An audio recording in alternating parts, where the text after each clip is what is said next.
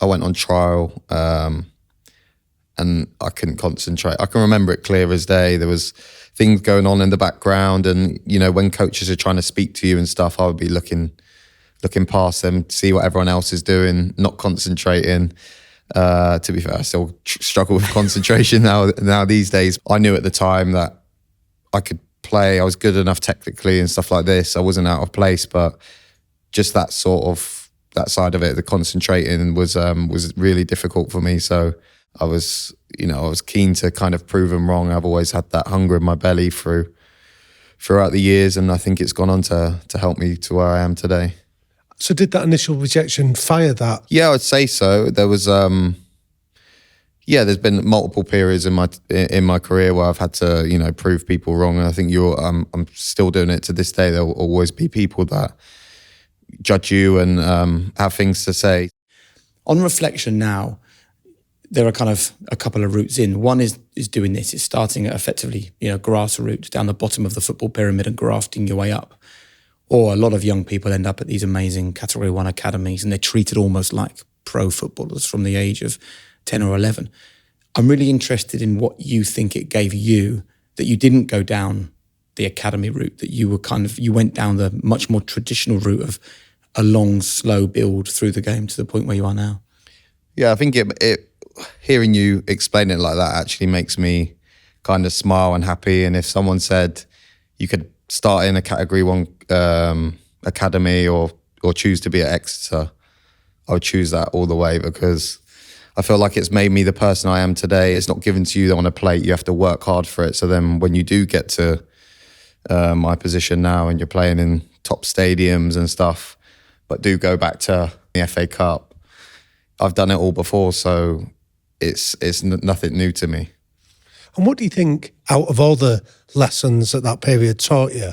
Actually, I can remember when we played Man United when I was in the academy, and their pitches, I was like, I could sleep on this, and everything was just perfect, and it just seemed like another world. And I think we were only 13, 14 at the time, and it still seemed like, it was just a different world to us because we didn't have pitches like that and facilities like that. So I would say humility. Yeah.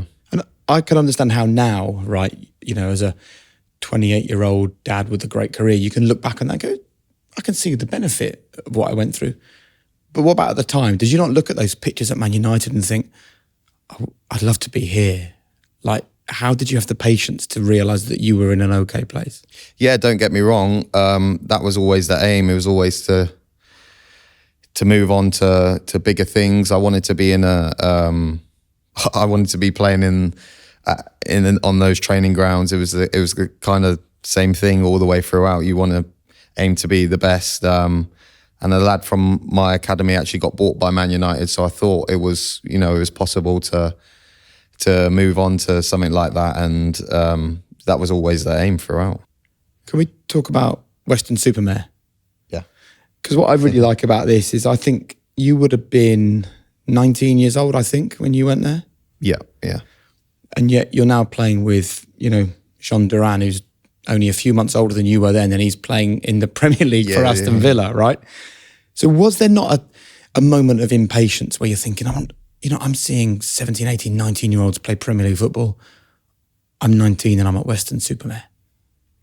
Yeah, there is. Obviously, you compare yourself a lot in any aspect of life, but I always felt like I was ready to play much earlier on, but obviously the manager was waiting. He was quite clever and biding time and not rushing you in too soon.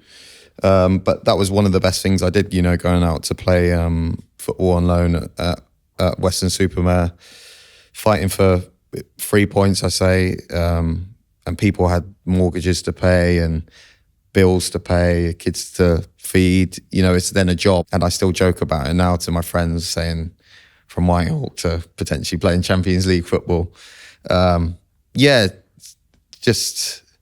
It just seems crazy, playing in games like that. And it wasn't actually that long ago when I think about it that, I had that experience, but I wouldn't change it for the world. Huel has been a staple of my diet for some time. and I'm currently loving these Huel Daily A to Z vitamins. Tastes great, refreshing. Each can has 26 vitamins and minerals, offering 154 science-backed health benefits. Reduced tiredness and fatigue, normal cognitive function, healthy skin, hair and nails, and vitamin D for immunity. This is a vitamin drink that offers everything you could need it to. So what are you waiting for? Grab it right now in Tesco stores nationwide or at huel.com and let me know what you think. But you said earlier, Ollie, that you've always been a bit of a dreamer. Mm-hmm. When you find yourself in that dressing room, bumping shoulders with your teammates and running out in front of 4 fans, were you still dreaming that one day you might be in the Premier League or representing your country? I never thought about the Premier League. To be fair, I was then thinking, I just want to get back to Exeter and play. That was just the main focus, you know. I was on loan then. I was doing quite well. So I just wanted to perform then and then get back so I could play in the first team at Exeter. That was just the goal. I wasn't thinking too far ahead. I was just thinking of something that was quite achievable. Was there a part of you that thought, well, this needs to be successful? Yeah, in some ways, but I never had that mindset. I always thought that I could go there because it was a couple of leagues below League Two. I played a few games and I felt like I could handle myself in that league. So I never doubted my ability. Even when I broke into the first team at Exeter, it wasn't until the second season where I then considered myself as, well, I didn't even consider myself as a senior pro, but I definitely didn't feel like I had made it. So how did you perceive yourself then?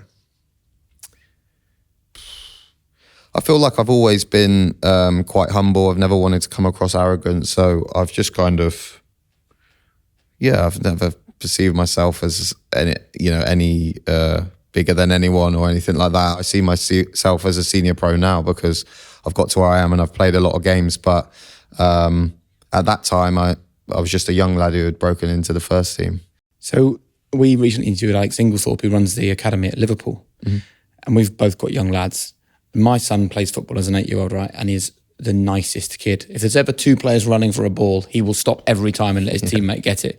The minute a teammate asks for a pass, he plays it as quick as he can. He can't get rid of it quick enough. And I sometimes feel like I want to say to him, can you be a bit nastier? Can you be a bit more competitive? Can you be a bit hungrier? And I'm kind of hearing a bit of this coming through with you. You know, Alex said to us at Liverpool, they want the kids that get really upset, that are really angry, that you need to rein in rather than the kids that you need to fire up. Yeah, I was never that sort of fired up kid. Although I do feel like I play better when I'm angry. I can't just get angry. And yeah, it's something that's just never been within me. You know, there'll be some players, my dad would always say to me, oh, you need to be a bit more aggressive. And I'd say, yeah, but Dad, that's not me. So I was never going to change the way I play or try and portray myself as, you know, this aggressive bully who bulldozed everyone. Did you ever try? Yeah, I tried to before, but I felt like mentally it would then I would have brain fog and it would hinder my performance rather than, you know, making me excel and perform better.